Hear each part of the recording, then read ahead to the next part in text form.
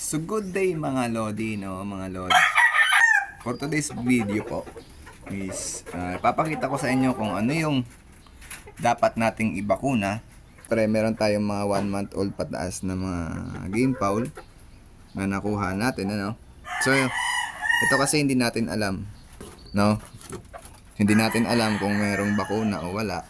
So nagtanong tayo ngayon sa Kaagpas.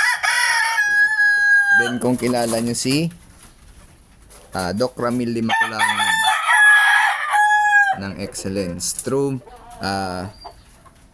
messenger, no, doon tayo nagtanong.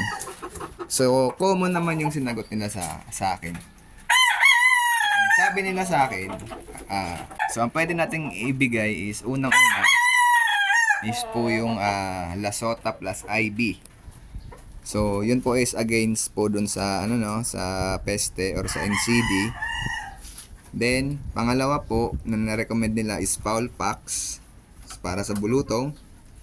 Last mga Lodi is yung ano po, Coryza. Ipapakita ko yung dalawang dalawa lang po yung na-i-apply ko. Since po yung Coryza is wala pong available na tingi, ano. Yung ano kasi yung Fowl Packs is nabili natin ng 370.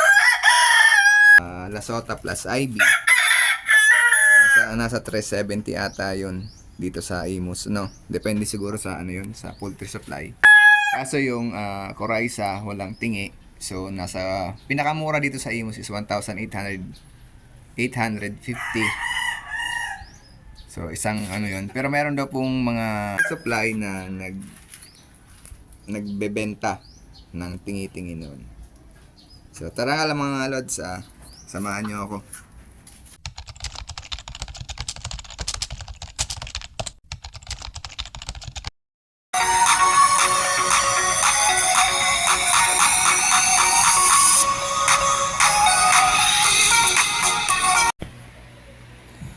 So dito mga lods, makikita nyo merong dalawang bote, yung para sa Fowl Packs. Yung isa is yung powder, siya mismo yung vaccine din.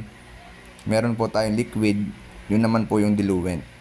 So sa paghahalo po mga lods, kailangan lang natin yung kalahati ng diluent ilalagay natin doon sa powder. Tapos i-shake natin ng maigi. Make sure lang na mahalo ng maigi. Then mga lods pala, kailangan nyo ng lalagyan na merong yelo para mapanatili natin yung potency ng bakuna. Ayan mga lods, dyan. So once na nahalo na, ibabalik natin doon sa diluent yung kalahati niyan. Ayan. So yan pala mga lods na bakuna is good for 100 heads. Ano? So maraming sobra kasi 10 lang yung manok ko dyan. Ayan. So i-shake natin ulit. Then itong mga for dispose, merong isang container din dyan na nilagyan ko rin ng ayan mga lods, yung nilagyan ko yan ng bleach tsaka konting tubig. So lahat ng mga for dispose na nilalagay natin dyan mga lods. Tapos ayan na mga lodi yung complete na na-dissolve na bakuna. So i-apply natin mga lods dun sa aking mga manok. Yan. So yan yung applicator. So inalagay yan mga lods or tinutusok siya dito sa wing web o yung lagayan ng wing band. So pag tinusok mo, twist then bunot. So ayan mga lods, hindi ko na pinakita dyan kasi baka bawal kay YouTube, ano. So alam nyo na mga lods kung paano yung pag-a-apply nyan. So ayan, after mga lods nung yung mga nagamit natin, kahit sobra-sobra yan, so ilalagay natin sa ditch na may tubig, then bubuhusan natin yan ng mainit pang tubig mga lods. Ayan, bagong kulo, bago natin i-dispose. Siguro mga 30 minutes pwede natin i-dispose. Same way nung sa Lasota plus IB. Ayan.